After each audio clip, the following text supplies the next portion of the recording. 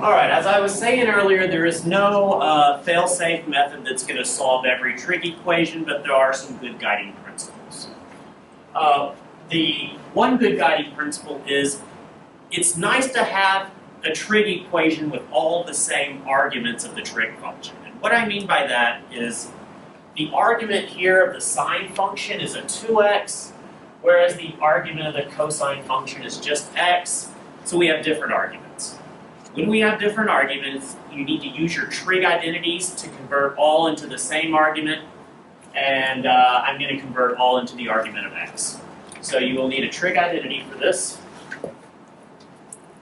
Your professors will expect you to know that sine of 2x is 2 sine x cosine x. All right. So starting with the trig identity, we get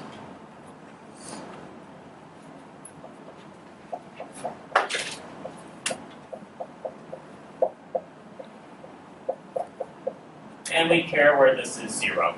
I forgot to say the domain is all real numbers, but it is. Now we see a common factor of cosine, so we can factor it out.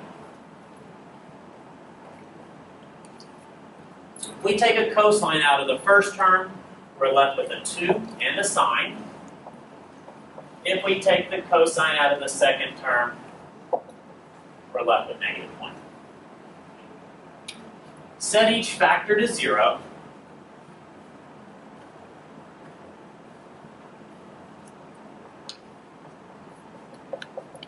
And solve. Cosine equals 0, there's no triangle for this. You're going to need to use the graph.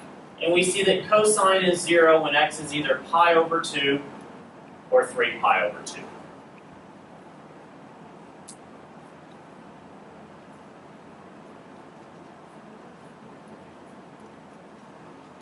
Set the second factor to 0 and solve. We get sine x is equal to 1/2.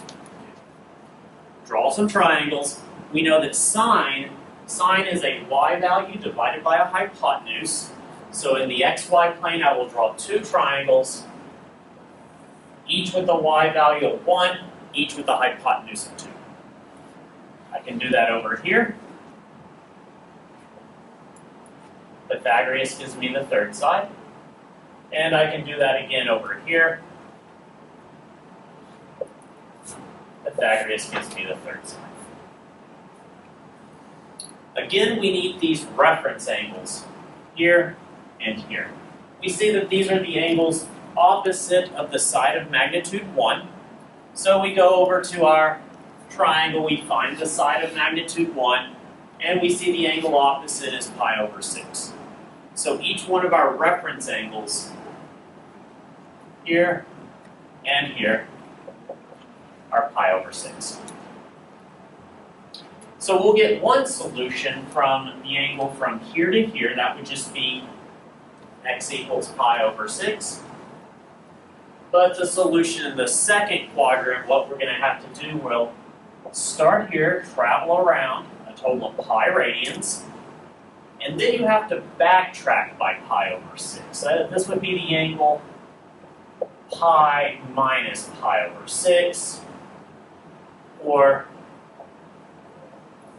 5 pi over 6. All right, so a number line. Can't go beyond 0 or 2 pi. We have roots at pi over 6, pi over 2, 5 pi over 6, and 3 pi over 2. Okay. Between 0 and pi over 6, I'm just going to pick 0, plug in 0. Cosine of 0 is 1, that's positive. Sine of 0 is 0, minus 1 would be negative, and the product would be less than 0. What I'm going to do here, you could pick, I guess, pi over 4.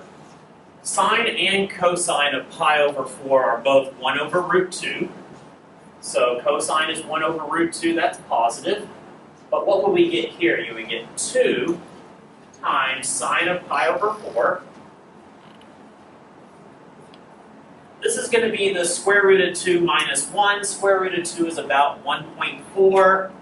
1.4 minus 1 is positive. So our function will be positive.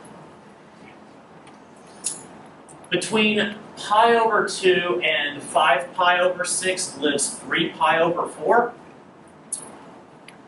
Sine of 3 pi over 4 is 1 over root 2.